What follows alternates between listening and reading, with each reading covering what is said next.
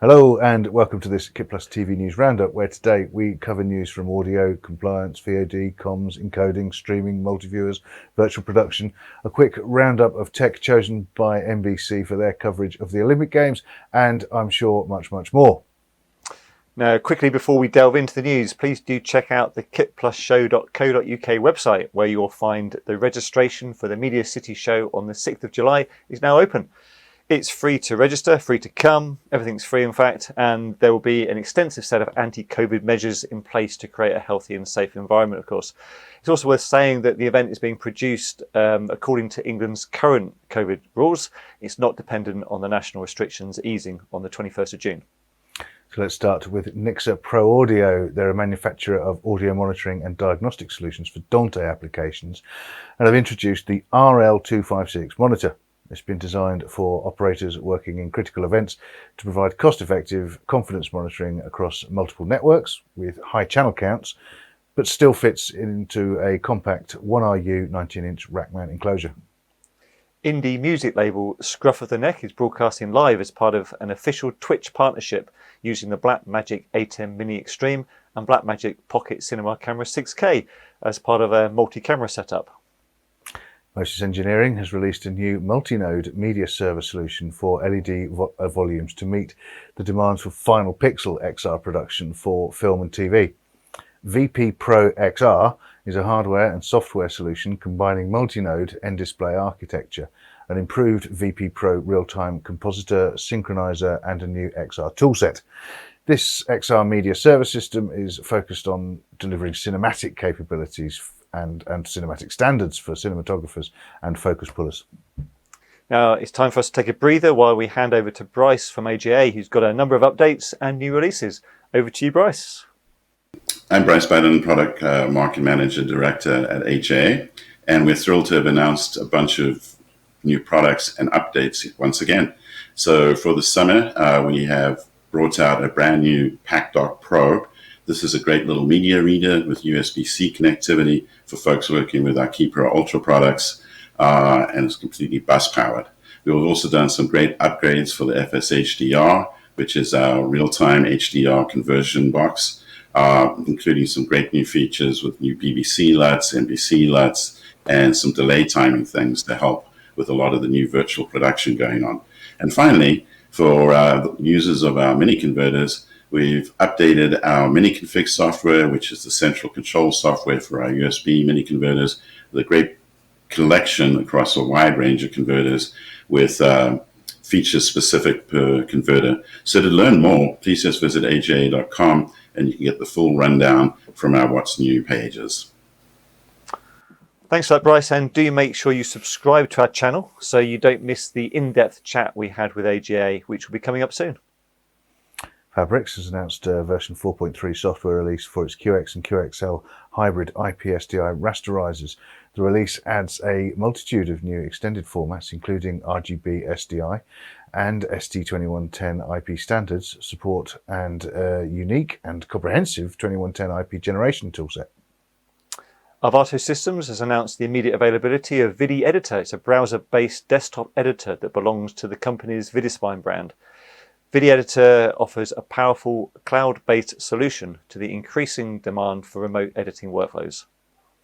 Now it's time to go over to see MrMXF and find out what he's discovered in this week's news. In this week's news, I read that GBH powers media workflows with Editshare cloud solutions. Okay, so it's 2021 and we're 18 months into a global lockdown. Anyone without a cloudy media workflow is probably struggling right now. There must be something more to this story, so I took a quick look, and lo and behold, the story hinges on a technology called EFSV, which I guess stood for Editshare File System Virtual at some stage in its history. So put simply, if you want low latency, high capacity, high performance storage that seamlessly and invisibly provides efficient proxies for HD content, then EFSV does it all! And if that was too techy, then basically if you've got a bunch of people needing to collaboratively edit HD but they don't have the bandwidth, then this is the invisible magic that makes it all just work. Now GBH is a big provider of content to PBS in the USA, and they have hundreds of people making content, probably all sitting at their kitchen tables in their homes right now. So it looks like a perfect fit for EFSV. Good job, folks. Thank you very much for that, and it does sound like a great solution. Check it out at editshare.com. As promised at the start of the show, we've a roundup of NBC Olympics, a division of NBC Sports Group, announcements made this week with supplier selections ahead of the upcoming Olympics, due to take place from the 23rd of July to the 8th of August in Tokyo. Let's rattle through them so we know who's doing what. Okay, so we're going to start with Signiant, who've been selected to provide intelligent file transfer software, enabling NBC Olympics to move petabytes of footage from Tokyo back to its International Broadcast Centre in Stamford immediately upon capture. Of course, RTS will provide broadcast intercom systems. They've been NBC Olympics broadcast intercom partner of choice for over 25 years, and the installation for this year will be full IP, comprising over 600 ports and leveraging two singular and superior RTS technologies: Omnio, high quality audio for local communication, and RVON or Arvon for international comms. Grass Valley is providing its IP media audio and video routing solutions alongside control and monitoring systems. So another long-term supplier, Grass Valley's IP infrastructure will support seamless processing of live video and audio feeds, both from studios and remote event venues, ready for the broadcasters' production and editing control rooms ahead of live broadcasts. And Calrec is providing a mix of Artemis and Brio consoles, as well as 6 RP1 remote broadcast mixing systems to expand NBC Olympics coverage of a wider number of events while maintaining the same high quality. The RP1 solution reduces production costs and increases content output. Tag Video Systems are providing NBC with an integrated software-based IP probing, monitoring and multi-viewer solution to monitor MPEG transport streams originating in Tokyo, which are then logged, categorized and archived in NBC Sports' International Broadcast Centre in Stamford. Now, I'm sure there'll be much more news to come on the games as we get nearer the date. Absolutely. And we've seen news that the Broadcasters Audience Research Board, better known as BARB, is increasing its UK audience sample in their largest increase since their launch in 1981. To find out what this means in real technology terms, let's go to Raj to find out more. Thanks, Matt. Yes, it's good news that BARB has appointed Cantor Media as the chosen partner to provide advanced audience measurements for broadcasters in the UK. Cantor Media has already successfully introduced their technology to several other countries. The technology is very comparable to that used by Nielsen in the US. The key part here is that it is based on audio watermarks. These are being inserted directly into the audio portion of the compressed digital transmissions prior to broadcast. Audio watermarking technology detects whenever or wherever content is consumed. This is particularly important given that there are so many new ways that TV, video and radio content is now available. A series of codes are embedded into the programming, and they are picked up by meters used in audience panels to identify the advert or the program and the channel they are watching. It also tracks the distribution network or video portal using Snap Watermark.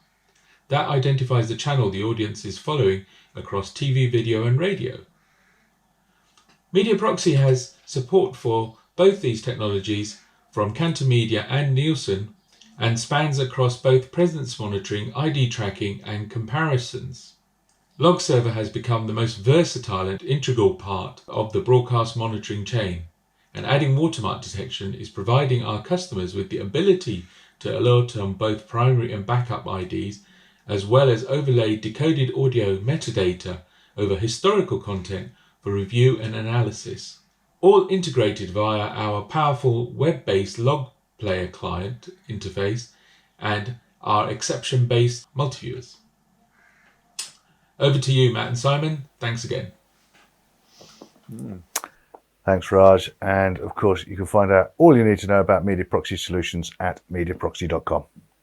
TVU Networks has partnered with JVC Professional Video to provide seamless access to TVU's cloud-based solutions via connected cameras using the native SRT video transport protocol.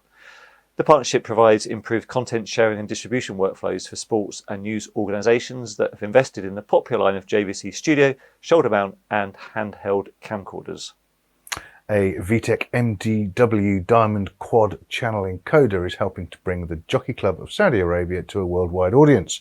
The Riyadh-based club was seeking to expand its weekly horse racing coverage beyond its domestic reach and into new markets via internet streaming channels, as so many are. The solution uses the MGW Diamond encoder, sending the stream to NEP Connect and onto SIS via public internet. From SIS, it is subsequently distributed to customers and partners worldwide via its retail and online services.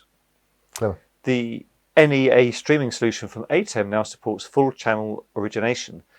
This allows content owners, broadcasters and service providers to deliver content that is more relevant to their viewers through personalised TV channels, resulting in higher viewership and increased loyalty to both OTT and OTA services.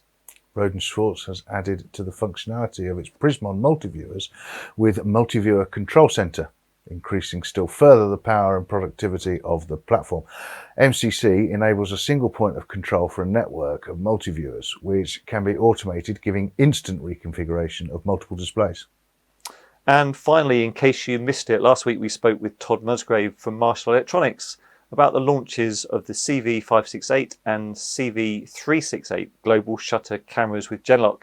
They're ideal for sportscast, racing, esports, remote production, or any application that requires high speed or low light capture.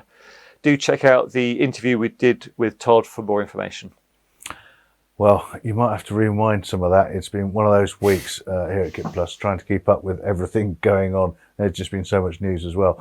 Do check out the KitPlus Show website. Register if you'd like to come along, or indeed register if you just want to be kept up to date with the latest event news, what's going on, and some of the digital content that will be going on around it. With some great interviews coming along each day this week, so don't forget to subscribe to the channel, and hopefully we'll see you next time.